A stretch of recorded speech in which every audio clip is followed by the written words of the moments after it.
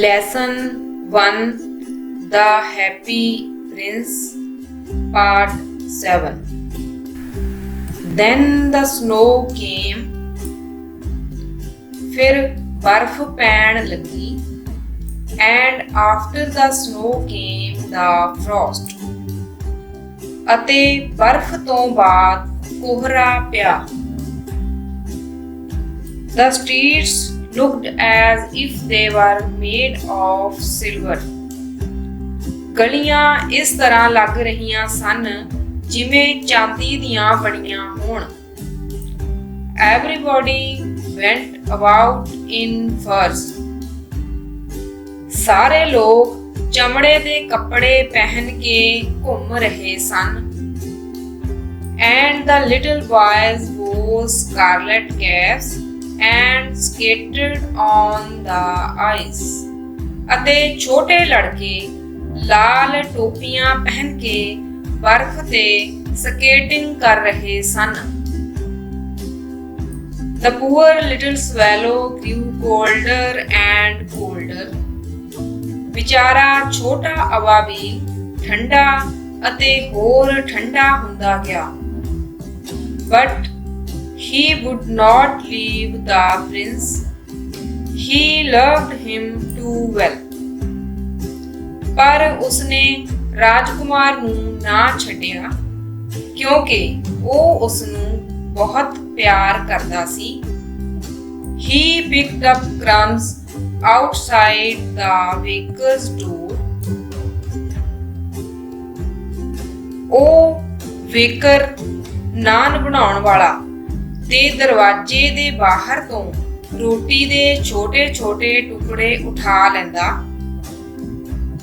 When the baker was not looking. ਜਦੋਂ ਵੇਕਰ ਦੇਖ ਨਹੀਂ ਰਿਹਾ ਹੁੰਦਾ ਸੀ And tried to keep himself warm by flapping his wings. ਅਤੇ ਆਪਣੇ ਖੰਭਾਂ ਨੂੰ ਫੜਫੜਾ ਕੇ ਆਪਣੇ ਆਪ ਨੂੰ ਗਰਮ ਰੱਖਣ ਦੀ ਕੋਸ਼ਿਸ਼ ਕਰਦਾ But at last he knew that he was going to die. ਪਰੰਤੂ ਅਖੀਰ ਵਿੱਚ ਉਹ ਜਾਣ ਗਿਆ ਕਿ ਉਹ ਮਰਨ ਵਾਲਾ ਹੈ He had just enough strength to fly up to the prince's shoulder once more. ਉਸ ਵਿੱਚ ਸਿਰਫ ਇੰਨੀ ਕੁ ਤਾਕਤ ਸੀ ਕਿ ਉਹ ਇੱਕ ਵਾਰ ਫਿਰ ਉੱਡ ਕੇ ਰਾਜਕੁਮਾਰ ਦੇ ਮੋਢੇ ਤੱਕ ਪਹੁੰਚ ਸਕਦਾ Goodbye, dear prince, he murmured. ਅਲਵਿਦਾ ਪਿਆਰੇ ਰਾਜਕੁਮਾਰ ਉਹ ਹੌਲੀ ਜਿਹੇ ਬੋਲਿਆ Will you let me kiss your hand? ਕੀ ਤੂੰ ਮੈਨੂੰ ਆਪਣਾ ਹੱਥ ਚੁੰਮਣ ਦੇਵੇਂਗਾ I am glad that you are going to Egypt at last, little swallow. Said the prince. ਮੈਨੂੰ ਖੁਸ਼ੀ ਹੈ ਕਿ ਤੂੰ ਆਖਿਰ ਮਿਸਰ ਜਾ ਰਿਹਾ ਹੈ ਪਿਆਰੇ ਅਬਾਬੀਲ ਰਾਜਕੁਮਾਰ ਨੇ ਕਿਹਾ You have stayed too long here. ਤੂੰ ਇੱਥੇ ਬਹੁਤ ਹੀ ਦੇਰ ਰੁਕਿਆ ਹੈ But you must kiss me on the lips for I love you. ਤੂੰ ਜ਼ਰੂਰ ਹੀ ਮੇਰੇ ਬੁੱਲਾਂ ਨੂੰ ਚੁੰਮ ਸਕਦਾ ਹੈ ਕਿਉਂਕਿ ਮੈਂ ਤੈਨੂੰ ਪਿਆਰ ਕਰਦਾ ਹਾਂ It is not to Egypt that I am going, said the swallow. ਮੈਂ ਮਿਸਰ ਨਹੀਂ ਜਾ ਰਿਹਾ ਹਾਂ ਅਬਾਬੀਲ ਨੇ ਕਿਹਾ I am going to the house of death. ਮੈਂ ਮੌਤ ਦੇ ਘਰ ਜਾ ਰਿਹਾ ਹਾਂ Death is the brother of sleep, is he not? ਮੌਤ ਨੀਂਦ ਦਾ ਭਰਾ ਹੈ ਕੀ ਅਜਿਹਾ ਨਹੀਂ ਹੈ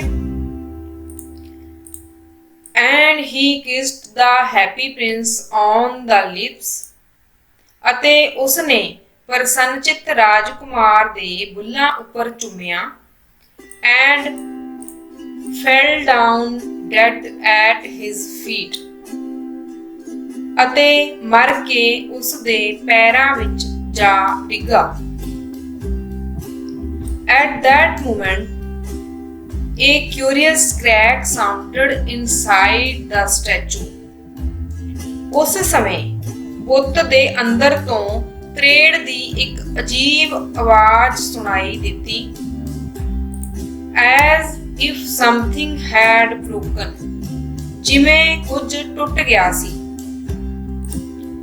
The fact is that the Latin heart had snapped right in two.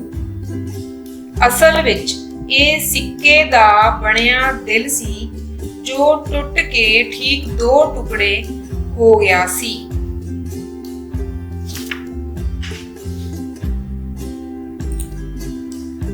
It certainly was dreadfully hard frost. ਸੱਚਮੁੱਚ ਹੀ ਭਿਆਨਕ ਢੰਗ ਨਾਲ ਸਖਤ ਕੋਹਰਾ ਪੈ ਰਿਹਾ ਸੀ। Early the next morning, the mayor was walking in the square below in company with the town councillors. ਅਗਲੀ ਸਵੇਰ mayor ਸਭਾ ਦੇ ਮੈਂਬਰਾਂ ਨਾਲ ਹੇਠਲੇ ਚਰਾਹੇ ਵਿੱਚੋਂ ਦੀ ਲੰਘ ਰਿਹਾ ਸੀ। As they passed the column, he looked up at the statue. ਜਿਵੇਂ ਹੀ ਉਹ ਥੰਮ ਦੇ ਕੋਲੋਂ ਲੰਘੇ, ਉਸਨੇ ਉੱਪਰ ਬੁੱਤ ਵੱਲ ਦੇਖਿਆ। Dear me, how shabby the happy prince looks, he said. हे ਭਗਵਾਨ, ਖੁਸ਼ਦਿਲ ਰਾਜਕੁਮਾਰ ਕਿੰਨਾ ਭੱਦਾ ਦਿਖਾਈ ਦੇ ਰਿਹਾ ਹੈ, ਉਸਨੇ ਕਿਹਾ। How shabby indeed, cried the town councillors. ਸੱਚਮੁੱਚ ਕਿੰਨਾ ਭੱਦਾ, ਸਭਾ ਦੇ member ਚਿਲਾਏ। Who always agreed with the mayor, ਜਿਹੜੇ ਕਿ ਸਦਾ ਮੇਅਰ ਨਾਲ ਸਹਿਮਤ ਹੁੰਦੇ ਸਨ। And they went up to look at it. ਅਤੇ ਇਸ ਨੂੰ ਦੇਖਣ ਲਈ ਉਹ ਉੱਪਰ ਚੜ ਗਏ। The ruby has fallen out of his sword. ਇਸ ਦੀ ਤਲਵਾਰ ਵਿੱਚੋਂ ਹੀਰਾ ਡਿੱਗ ਚੁੱਕਾ ਹੈ। His eyes are gone. ਇਸ ਦੀਆਂ ਅੱਖਾਂ ਵੀ ਚਲੀਆਂ ਗਈਆਂ ਹਨ। And he is golden no longer, said the mayor. ਅਤੇ ਹੁਣ ਇਹ ਸੋਨੇ ਦਾ ਵੀ ਨਹੀਂ ਰਿਹਾ ਹੈ, ਮੇਅਰ ਨੇ ਕਿਹਾ। In fact, he is little better than a beggar. ਅਸਲ ਵਿੱਚ ਇਹ ਭਿਖਾਰੀ ਨਾਲੋਂ ਬਹੁਤਾ ਵਧੀਆ ਨਹੀਂ ਲੱਗ ਰਿਹਾ। Little better than the beggar, said the town councillors.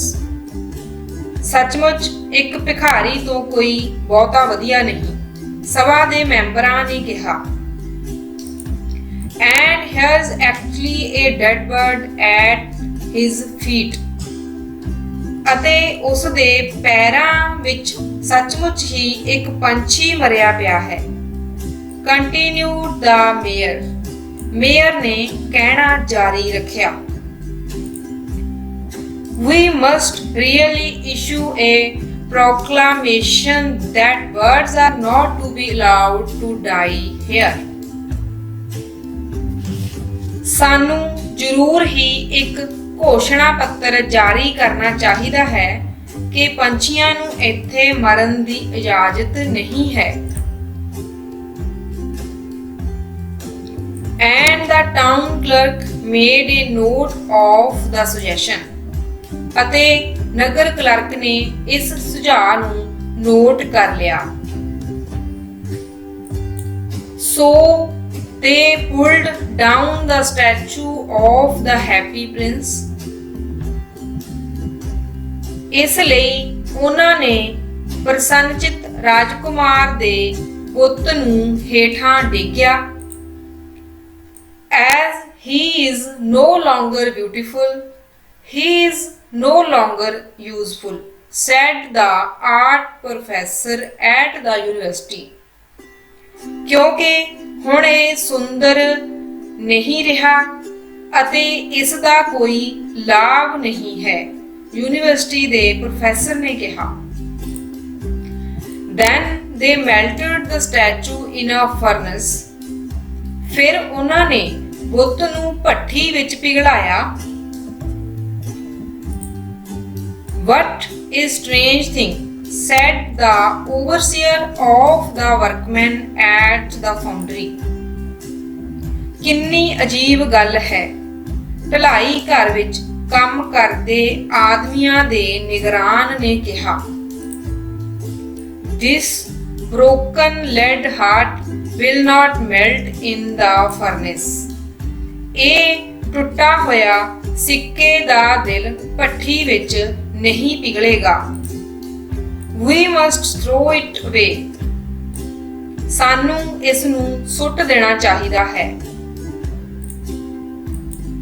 So they threw it on a dust heap where the dead swallow was also lying. ਇਸ ਲਈ ਉਹਨਾਂ ਨੇ ਇਸ ਨੂੰ ਧੂੜ ਦੇ ਢੇਰ ਉੱਪਰ ਸੁੱਟ ਦਿੱਤਾ, ਜਿੱਥੇ ਮਰਿਆ ਹੋਇਆ ਅਬਾਬੀਲ ਵੀ ਪਿਆ ਸੀ। Bring me the two most precious things in the city, said God to one of his angels. ਨਗਰ ਦੀਆਂ ਸਭ ਤੋਂ ਕੀਮਤੀ ਦੋ ਚੀਜ਼ਾਂ ਮੈਨੂੰ ਲਿਆ ਕੇ ਦਿਓ, ਭਗਵਾਨ ਨੇ ਆਪਣੇ ਦੇਵਦੂਤਾਂ ਵਿੱਚੋਂ ਇੱਕ ਨੂੰ ਕਿਹਾ। And the angel brought him the lead heart and the dead bird. ਅਤੇ ਦੇਵਦੂਤ ਨੇ ਉਸ ਨੂੰ ਸਿੱਕੇ ਦਾ ਦਿਲ ਅਤੇ ਮਰਿਆ ਹੋਇਆ ਪੰਛੀ ਲਿਆ ਕੇ ਦਿੱਤਾ। You have rightly chosen, said God. ਤੁਸੀਂ ਠੀਕ ਚੋਣ ਕੀਤੀ ਹੈ, ਭਗਵਾਨ ਨੇ ਕਿਹਾ। For in my garden of paradise, this little bird shall sing forevermore. ਇਹ ਛੋਟਾ ਪੰਛੀ ਮੇਰੇ ਸਵਰਗ ਵਾਲੇ ਬਗੀਚੇ ਵਿੱਚ ਭਵਿੱਖ ਵਿੱਚ ਸਦਾ ਦੇ ਲਈ ਗਾਇਆ ਕਰੇਗਾ। And in my city of gold, the happy prince shall praise me. ਅਤੇ ਪ੍ਰਸੰਨਚਿਤ ਰਾਜਕੁਮਾਰ ਮੇਰੇ ਸੁਨਹਿਰੀ ਨਗਰ ਵਿੱਚ ਮੇਰਾ ਗੁਣਗਾਨ ਕਰਿਆ ਕਰੇਗਾ। Oscar Wilde, the writer of The Happy Prince. Oscar Wilde, ਖੁਸ਼ਦਿਲ ਰਾਜਕੁਮਾਰ ਦਾ ਲੇਖਕ। Thank you very much.